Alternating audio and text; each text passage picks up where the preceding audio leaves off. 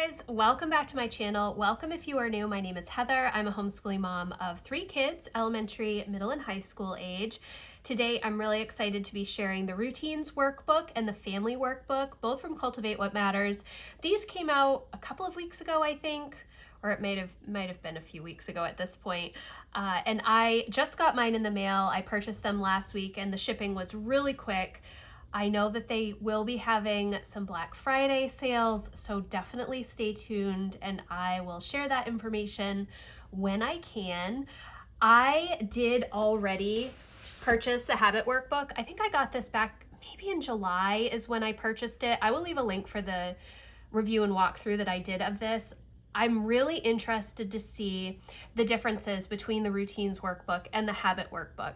When I heard that they were coming out with a Routines Workbook, I was interested to see what different things they would talk about because I really liked all of the education and teaching that they had in this Habit Workbook. A lot of it was actually from this book, Atomic Habits by James Clear. If you are interested in creating habits, I definitely recommend this book. It is so good. A lot of really great information in here that I have used to create habits in my own life, and this is another one that is really good, The Power of Habit. I will leave links for these in the description box if you're interested. First, I'm going to start with the Routines Workbook, and then we will get to the Family Workbook. The Family Workbook is a little bit bigger, and it has like a hard cover. It does have a gold coil. This is more of a notebook. So let's see. I have not looked at these at all. I've only taken the plastic wrapping off of them. So it's going to be new to both of us as we go through, so bear with me. So the cover does have some gold foil accents, which is really pretty. Mine has eraser on it because Emma was doing some drawing on my desk and I did not clean it off before I sat down. It has this workbook belongs to the Routines Workbook, and then the mission and contents here. It looks like it's going to be a very similar colorway to the Habit Workbook, which is pretty muted, I would say. Ignore all of my highlights in here. This is very reminiscent of the 2023 PowerSheets. The 2024 PowerSheets are much brighter and more vibrant, more like traditional Cultivate What Matters colors, but this is very muted. Routines help us cultivate what matters most. They are the details that define us. They ground our lives in consistency, give us the structure we crave, and ensure that our everyday lives are filled with the things that actually matter most to us. I really like that. So there's a little bit of a letter from Team Cultivate. And then you move into why routines matter. So first they're talking about what is a routine. A routine is a predictable series of behaviors that are repeated regularly. And then it says how you can use routines to create something better. They have some information from Atomic Habits in here, which I think, again, if you are interested in any sort of habit building, routines, rhythms, goals, this is an excellent book to have on hand. They talk about finish line goals and big dream goals. Then they're going to have some pages for you to kind of brainstorm what you are learning about. So this first page, mentally walk through your day or week. What routines, helpful or unhelpful, do you currently practice? I think that's really interesting because there are often habits and rhythms that we already have that we don't acknowledge that we have that are not necessarily what we ought to have. And so recognizing those habits is a good thing. For instance, if you wake up first thing in the morning, are you grabbing your phone first thing and getting on social media? Are you doing something else in the morning, or would you like to be doing something else? You can make small changes to discourage yourself from picking up your phone first thing in the morning by keeping your phone in another room or making sure that you do X, Y, and Z before you touch your phone. There are all kinds of different ideas on ways to break bad habits and rhythms. It's a little bit more challenging, but the first thing obviously is acknowledging that you already have those bad habits. It says all good things start with one step. What is the difference between a rhythm and routine? I think this is interesting. Rhythms define the flow of your life. Routines are the details that define your days. So again, when I went through this habit workbook, I was most excited to be able to read through all of this information. I didn't necessarily want to fill out all of the questions and stuff, but I did want to read through everything. I do plan to go through this, and I will most likely also go through the routines workbook as well in my membership community. If you are interested, I will leave that link in the description box. You can come check it out. But I wanted to hear what they were saying about habits. I want to hear what they're saying about routines. I like that they have some information about the difference between rhythms and routines, because I often speak in rhythms, the seasonal rhythms that I follow, the rhythms of our days. So I'm interested to see how the routines are different. Then they're going to talk about the power of routines. Routines shape who you're becoming. Routines help you achieve your goals, big and small. Big picture goals give you direction. Routines help you make progress, and often in a more sustainable way too. We need both. So for instance, become more fit is a big picture goal. An after work routine of strength training, cycling, and stretching 3 times a week is the routine. Have a more peaceful home is the goal. A morning routine of playing music, emptying the dishwasher, and reviewing the calendar with coffee in hand is the routine. And honestly, once you get to routines that are automatic, things just run much more smoothly. I did just see that they referenced The Common Rule, which is a book that I recently read, and it is very, very good. I will leave a link for that, and I have a few other routine and habit books besides these two that I have read recently that I don't own, but I do check out from the library and read. I always find that information fascinating. What matters most to you? What are your big picture goals? So I think that if I were going to use this with the Power Sheets, I am going to go through the prep work in the Power Sheets first to really figure out what goals I want to work on. What are the big picture goals that I have for the year? I think that is where I would start. And then once I have all of that information, then I would go through and work on this routines workbook to figure out which routines I need to get me to my big picture goals. And then I would finish with the habits workbook, and the habits are the little things that you do every day that essentially build your routines. I would imagine, you have a specific morning routine, a specific evening routine. Again, whether or not you acknowledge it, you have these choices that you make automatically every day. And so I think that is the order that I would work on those things.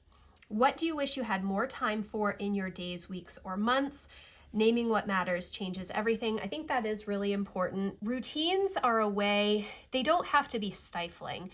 They are a way to efficiently use your time. I talk a lot about habit stacking. Habit stacking is something that's talked a lot about in Atomic Habits as well. And so building those routines so that they're automatic makes it so you're not having to think about things.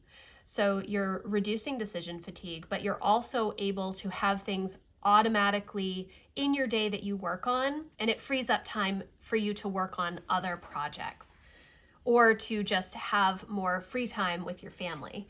Why routines fail. We've all been there. We've started a new season or year with high hopes for magical routines that will transform our days and give us the fresh start we're craving. Then over time, whether days, weeks, or months, they've failed, leaving us discouraged, confused, and no closer to finding the purpose and peace we seek in our days. Here are a few common reasons past routines may have failed. It didn't matter to you. It led to the wrong outcome. It was built for someone in a different season. It was too specific or restrictive. It made you miserable. There are often times, which is why I talk about living seasonally, that routines that I have in the summer months do not work for me in the winter months. And recognizing that and understanding that it's okay to have different routines for different seasons is, I think, really a good idea. Then another reason it wasn't supported by SMART strategies: why have routines not worked for you in the past? Which of these common stumbling blocks rings true for your life? And then what are the opportunities and limitations of your current season? I think that recognizing the season that you're in, again, very, very important. I've talked a lot recently in my membership community about how I do not do new goals typically for November and December. I do have specific things that I'm working on in November and December, but they are not necessarily goal related. They're more tradition oriented. And for November specifically, one of my goals is NaNoWriMo. And so I don't have, which is National Novel Writing Month, if you don't know. So I don't have a lot of extra time to be working on other things. So understanding the time constraints that I have is very, very important. Creating your first routine, it's time you understand why routines matter, and you better understand why some of your past routines might have failed.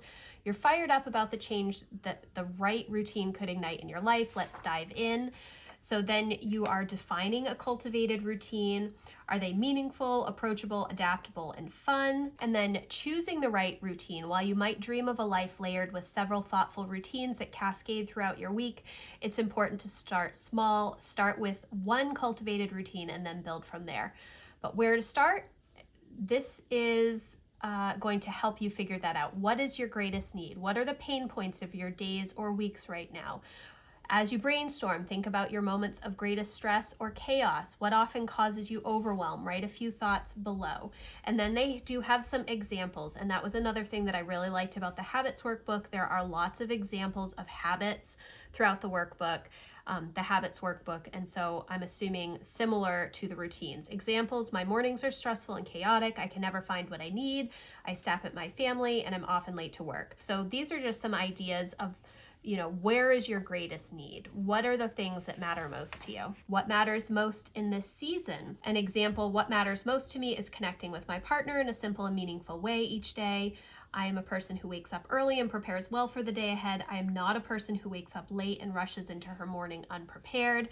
Now name what matters and choose a place to start. So you have a space to write your foundational routine. Some examples: evening routine, morning routine, after work routine, weekly reset routine, daily home care routine, and then just some blank space down here as well.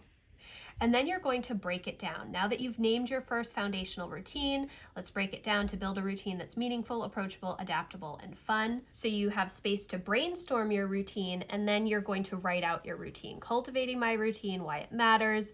What is the goal of this routine? Most likely something that leads back to one of your goals from your PowerSheets or other goal planning system that you're using. What the routine is. When in my day will I ideally complete this routine? What might get in the way? So you can brainstorm ways to overcome challenges that may pop up. How can I start small? How can I add delight to this routine? It says at the back of your workbook, you'll find more space to break down future routines. So this is just the first space to do that. Then you have living it out. You've thoughtfully planned your routine. It matters to you. It moves you toward where you want to be in the big picture and you're excited about it. Now let's give you the best possible chance of succeeding. So this is going to be talking about strategy for implementing your routines. Starting small. I think that that's really good. Choose one small step. Just because it isn't a giant leap forward does not mean that you're not making progress. I think that oftentimes we forget that it really is the little by little progress that adds up to big change in our lives. Instead of trying to, if you want to have a good morning routine and you typically wake up at 7 a.m., it's not ideal for you to say, okay, I'm going to wake up at 5 a.m. now. No, you're going to want to start small by maybe waking up 15 minutes earlier than you normally do, not 2 hours earlier than you normally do. Where have you seen little by little progress add up in your life? How can you start small with your routine? What are its most essential 2 to 3 steps? Doesn't mean that you can't build on this routine later, but starting small, especially if it is a brand new routine and it's not some sort of habit stacking, you want to definitely start with just a couple of ideas so that it's not some really long list. You don't want to have 40 items to do in your morning routine when you are just trying to create a morning routine. Stack your routine. Habit stacking, as described in books like Atomic Habits and Tiny Habits, is the repetition of a behavior in the same context repeatedly so that the context prompts that same behavior. In other words, pairing a current habit with a habit you're hoping to grow. To get the maximum benefit, the key is to link your new habit to an established automatic habit that requires no decision making or brain power. And that's just what I was talking about with the habit stacking. You can harness the power of habit stacking when building routines in 2 ways. First, when you're thinking of how to begin your routine, consider linking your first step to an already ingrained habit. Second, habit stacking is the natural way to build your routine over time. As your first 2 to 3 steps move from new to established behaviors, they become sturdy enough to stack additional steps on. So essentially what I was just saying, start small and then you can add things later on down the line. What established habit or mile maker in your day could you use as a cue for your new routine? Highlight your new routine's benefits rather than its drawbacks. And then there are more examples. Add environmental cues. This is always good. Like what I talked about earlier in the video, if you don't want to pick up your phone first thing in the morning, not having it on your nightstand next to your bed charging overnight is probably going to help you. If you leave it downstairs, obviously you will at least have to get out of bed before you get to your phone in the morning. So putting little things in place to make sure that you are starting on the right foot is very helpful. Reducing friction, add accountability and support, add delight. So giving yourself little rewards is very helpful to make sure that you're continuing using these habits and routines and working towards your goals. Your routines over time. Let's fast forward a few months. You've made little by little progress on your foundational routine, tweaking, experimenting, and adapting over time to create a routine that serves you well in your season. It adds delight to your days and makes them run more smoothly. Perhaps you've even added another routine or two to your week. Things are going well. Then a new season arrives. Perhaps it's a new season on the calendar with different light patterns, schedules, or desires for how you spend your time. So they're talking about sometimes you're going to need to change routines, and that is totally okay. I think that as you work through a year and you understand the seasons that you are in, you're able to better prepare for your year. For instance, I know that the first quarter of the year is always a big decluttering time for me. I love to get rid of things after Christmas. I don't know why. I think that it's just one of those things. I'm getting my house set back in order from all the Christmas decorations. And so I want to clean everything out. So understanding when those different seasons are and which routines are going to be the most useful in those seasons is very helpful. You have some dot grid space, just blank space here to brainstorm. The routines library. So it's going to give you some different routines, a 40-something mom's daily evening routine, 30-something daily evening routine, a young professional, a 60-something's weekly connection routine. So these are going to be giving you different ideas on how to create some new routines in your life, especially if you're just not sure where you want to go. I think that that's very helpful because obviously different seasons of life are going to need different routines, and so some examples are helpful. Then you're going to have the troubleshooting guide. And so these are ideas to help you when you feel unmotivated, when your schedule gets crazy, when your schedule is unpredictable, when you're transitioning back into routine, when you can't make it meaningful, when you're traveling or out of your normal environment or schedule, when your routines feel stale, when life throws you a curveball, when you feel alone and want to give up. Some different ideas to help motivate you through those different seasons. And then there's a section on tracking your routines, which tracking your routines helps keep you honest, helps you celebrate, and your brain loves it. I love a good checklist, so I'm excited about seeing these. Yearly tracking, daily routines, yearly tracking, weekly routines. And there are some of these trackers, these habit trackers in the wildcard pages. I do have a review and walkthrough of all of the wildcard page packs that I purchased with the Quick Start Guide. I don't know, right around when PowerSheets launched, I had FOMO, and so I purchased all of those things. And I do have a full walkthrough of those, of each of the different packages of wildcard pages, but I know that each of the different categories of wildcard pages had several trackers in them, which I thought were very, very helpful. And then you have final encouragement, and then breaking it down, and then cultivating my routine. And it looks like you have 7 more of these spreads of breaking it down and cultivating my routine, so that you have plenty of space to come up with new routines as you finish your foundational routine, which I think is very, very helpful. I like all of the space that they give you in here to kind of brainstorm and figure out what will work best for you. I really like this. I think that it's very helpful, and there is definitely some different information in here than what is in the habit workbook.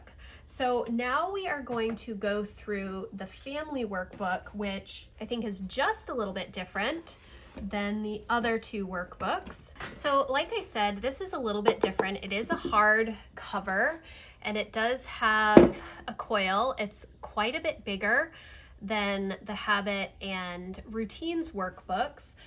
I think that I'm not entirely sure what their plan was with this. So we will go through it and see what we come up with. It's very pretty, nice and pink on the inside. Family workbook.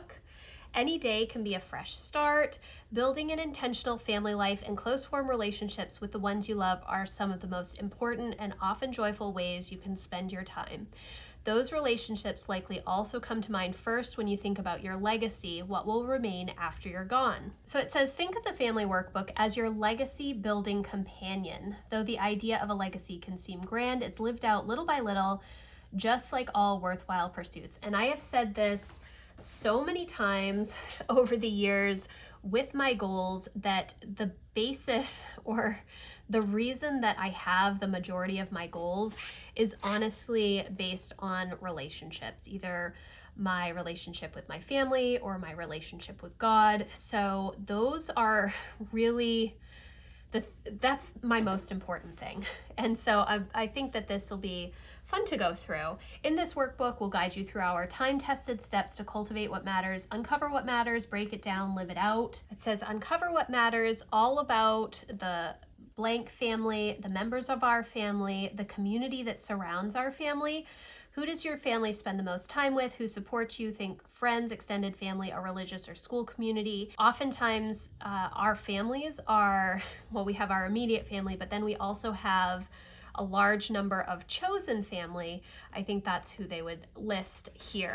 About our home, where we live, favorite room, where else we feel at home, how we want our home to feel, and some different descriptive words. About our parenting, our roles as parents and how we want to be viewed, what we love most, a favorite part of each day, things we love to do as a family and what we're grateful for. So this is, I'm assuming, kind of like the prep work pages of this workbook.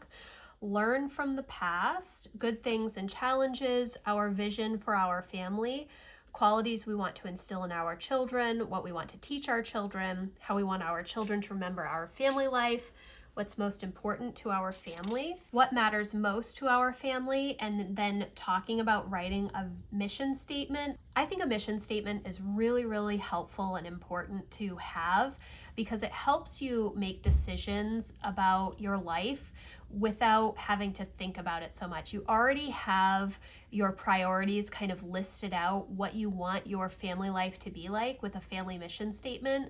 I wrote a family mission statement years and years and years ago. I will see if I still have those blog posts up on my website and leave links for them in the description box if you're interested to see it. Reflection questions. So this is going to give you some guided help in writing a mission statement. What is the purpose of our family? What gets our family fired up? What do we want to be known for? How do we inspire others? What kind of relationships do we want to have? What are our strengths? How can our family make the world a better place? And then you're getting into core values. We talked a lot about core values during my series on living a life of intention over in my membership community, which I think is very helpful. Figuring out what your core values are. Everybody has core values, and everybody is going to have different core values. That doesn't make one person's values better than another person's, but it is interesting to be able to identify those, and it kind of helps put you on a specific path for growth once you identify those. Then you have space for a picture, and again, a place to list the members of your family, what matters most to us, our core values. So this is where you're going to write your mission statement. And then it has a section on setting family goals. You're doing great. You've learned from the past, you've evaluated where you are now, and you've dreamed about the future. You're clear on what matters most. Now let's set some goals. And so this is going to be interesting. There's a bunch of different goal ideas over here, and then space to brainstorm your goals, family goals, not personal goals. And then it does talk about help your goals to bloom, and it goes through their new acronym similar to SMART goals. They have this BLOOM acronym, break it down little by little, on purpose, on a schedule, measurable, and it talks about what those are. And then you have goal action plans, and these are a little bit different than what the goal action plans are in the PowerSheets. So you have our goal or project, why it matters, resources needed, some blank space over here, and then some action steps. So you can see that it's not as detailed as over here, but it does kind of give similar vibes to what is in the PowerSheets already. So they have 8 goal action plans, and then a family bucket list, which is a lot of fun. And then it has a section on skills to cultivate, which I think is really nice. Address an envelope, answer the door, follow a recipe, pay taxes, plan a road trip, use a sewing machine. I think that these are all really, really good. Shake hands, write in cursive. All of my kids have done cursive, and I have actually started using cursive in my write the word journals. I do not have neat handwriting, but when I write in cursive, it's definitely neater than when I print, but it takes a little bit more thought for me to do that. My kids have all done cursive, but they prefer to print or type most often. Emma has expressed a desire to work on her handwriting because she's hopefully going to start a sticker shop, and she wants to be able to have some sayings and stuff that she draws herself. Then you're going to move into this skill date tracker page. So you put the name up at the top, you write the skill, and you check when it's finished and what date they finished it, or the date that you want it to be finished by. So you have 4 of those. Helping your family bloom. One of the true delights of being a parent is having a front row seat to watching your child grow into who he is meant to be. Just as in a garden, there are many factors that contribute to a child's flourishing, but one is your thoughtful influence. As one of the most present adults in his life, you have a unique role in helping to recognize and encourage his gifts, give him the support he needs in areas of weakness, and make the effort to give him love in the way he deserves. There is a book recommendation for more on studying and coaching your kids, Take Back Your Family, which I've not read or heard of before, but I will definitely put it on my list. And then you have a blooming guide. And so it says name, age, date, role in the family, gifts and skills, what we love the most about them, what helps them feel loved, what fires them up, goals and milestones achieved in the last year, goals for the year ahead, how can we help them bloom, think the best ways to spend one-on-one time with them, support they might need, or activities to prioritize to help them flourish, notes and encouragement. So you have 4 of those blooming guides for your kids. And then reflection reaps rewards. Choose progress, not perfection. You've uncovered what matters, and you've begun to break it down into goals and action steps. You've thoughtfully studied each member of your family and considered how best to help them thrive. Now it's time to put your hard work into practice month by month and day by day. The monthly pages and the rest of this workbook will guide you. First, you'll find a few pages of resources. Next, you'll begin each season well. Finally, you walk through an intentional month with your monthly pages. This is really interesting. So I have talked a lot this year about kind of becoming a mentor to my kids and helping them develop goals and rhythms that are important to them and help them lean into their passion projects. We have worked a lot on that this year, mainly with my older 2, but a little bit with Lucy as well, who is 9. My older 2 are teenagers, and so it's just a little bit different. If you do have teens, I definitely recommend reading the 7 Habits of Highly Effective Teens with them. I would definitely use this as a read aloud. It is written to teens, but I think there's a lot of content in here that is best discussed overall with a parent, but this has so much great information about building habits, building goals, figuring out what's most important, making steps so that you can accomplish great things. Definitely recommend this. I think this would be very good in coordination with this workbook. So let's see. Celebrating wins. So it's just giving you a space to write down small wins. Your year at a glance. This is going to be where you write down anything that is big for your family as a whole, traditions you have, birthdays, vacations, specific things that you do within each season of the year. There's just a little bit of space to write that down so you have a big picture outline.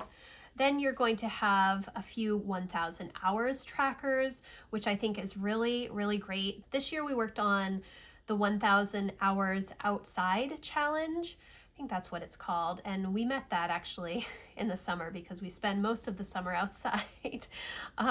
So we went over our 1,000 hours, but I like the idea of having these, and especially with art or with music or anything that you have to practice, I think having a tracker like this is very helpful.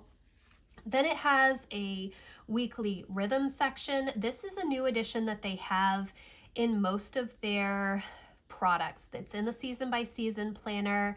It is in the PowerSheets. It's in the Fresh Start daily planner. I believe it's also in the 90-day planner. Goal planner that they have, which is an undated weekly goal planner. So I think that this is very, very helpful. We have gone through a lot about time blocking and creating a realistic ideal rhythm. I think that that's the key. Oftentimes we want to create an ideal rhythm, but unless we're understanding where our time actually is being spent currently, it's difficult to set that up. I did walk through my time inventory in October with my membership community, and I recognize that I need to adjust some of my time blocks just because we're in a bit of a different season now with 2 kids doing high school level work as well as a 3rd grader. It's just a little different than what it has been in the past. Then make memories this season. It has some ideas for winter fun as well as a list that you can create yourself. Monthly reset. I love the monthly reset pages. They also have monthly reset pages in the PowerSheets, and they renamed this from previous years. And I love this because every month I do a monthly reset. It's usually on the 4th or last Thursday of the month. I have a whole playlist of vlogs that I've done. Each one is a little bit different depending on the season that we're in. And in December, I kind of do a yearly reset, which is obviously a little bit more in depth. So if you're interested in seeing any of those, I will leave that playlist in the description box. But this says what's on our calendar, on our mind, goals to make progress on, gratitude and good things, and then a monthly to-do list. Then you have a blank calendar. And then you have some family meeting pages. So you have 5 family meeting pages. So I'm assuming this is a weekly family meeting. Again, I do a Monday meeting with my kids every week, mainly focused on homeschool, but also going over other things that are going on throughout the week, events that we have, appointments that we have, pretty much anything that's going on. I will do that on Monday morning with my kids. We kind of fall out of that a little bit when we are on our breaks. We are almost on our break. We have 2 days left of school for this first semester, and then we will be off until the new year. But I really like this. It has an agenda, notes, teaching calendar, weekly review, what went well, what was challenging and fun. And then it says for more on family meetings, see page 188 in the family library. So it sounds like they have more information in the back. So you have 5 weeks of family meetings, depending on how many weeks are in the month. Then you have a notes and memories page, and then you move into your next monthly reset. And so this is undated, so you can start this at any point. You can start it in December, you can start it in January, whenever you want to start it is totally fine. Of course, they did start out with the winter fun list, so I'm interested to see if after 3 months they have a spring list. After the first 3 months, you get another build a weekly rhythm page. So each season is a different rhythm. different routines that you have for different seasons. I really do live my life seasonally. In Maine, we have very defined seasons, so it works. Obviously, this routines workbook could come in handy.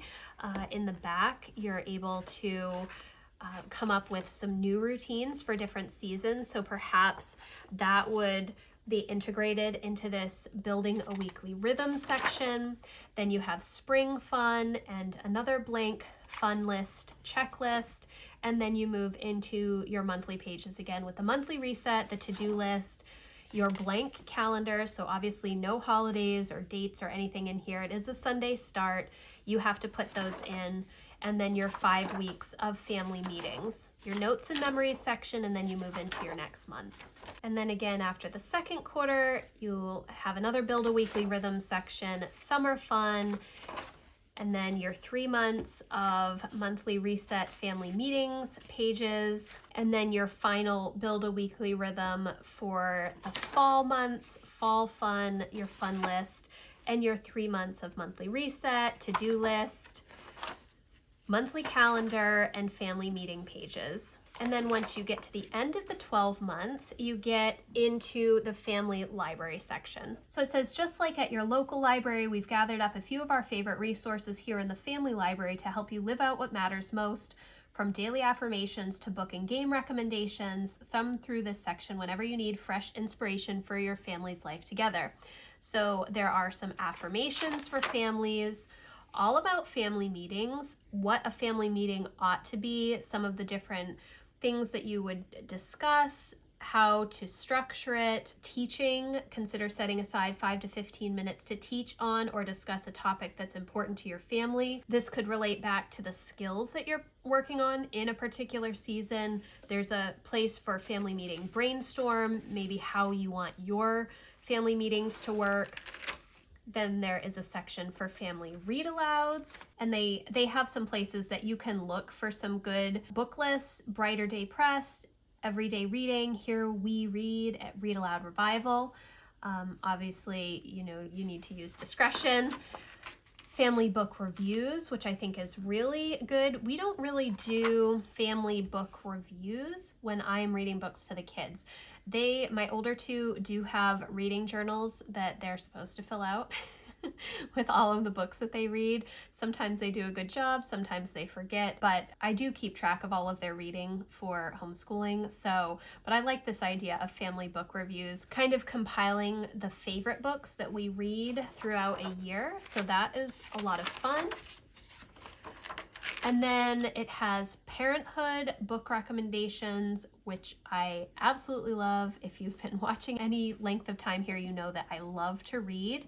And while my goal for the past several years has been to read a lot of fiction, because I kind of stepped away from fiction, I love nonfiction books. I love self-help books. I love memoirs. I love books on particular topics like homeschooling or parenting or whatnot, finance, all of those things. Parenthood book TBR, family game recommendations. I actually have a list of some of our favorite games as well, which I will leave in the description box for you. Some of these are similar, but I actually don't know a lot of these games, so that's interesting. Connection ideas. It said that for kids, love is spelled T-I-M-E. Time together doesn't have to be complicated. It doesn't have to fill every waking moment, but it should be intentional and it should be something you all enjoy. Here are a few ideas you might love, and just giving you some ideas of fun things to do. And then it's better when we grow together, and then a little bibliography at the end for the resources that they reference throughout the book. Overall, I think that this is really good. This is like power sheets for families. So not just personal goal setting, which the power sheets are for, but sitting down and really figuring out what goals you want to work on as a family. I think that that is really, really good. I'm excited to go through this. I think it will pair well with a lot of the things that I already do in January with my kids. mainly vision boards. I have a whole video on how we use vision boards in our home and homeschool to cultivate learning and learning practices and figure out passion projects. So I will leave that in the description box as well. I'm excited about this. So I want to thank you guys so much for watching. I hope that you enjoyed this video. If you have any questions about anything that I talked about, please let me know in the comments, or you can email me. My contact form is always in the description box. Again, I will have all of the links that I talked about in the description box if you want more information. I would love for you to come over and check out my membership community if you're looking for more help and encouragement around home and homeschool and goals. We have a great group of women over there. It's very encouraging to me, and I would love for you to join us. So again, thank you so much for watching. If you like this video, please give it a thumbs up, and I will see you in the next one. Thanks, guys. Bye.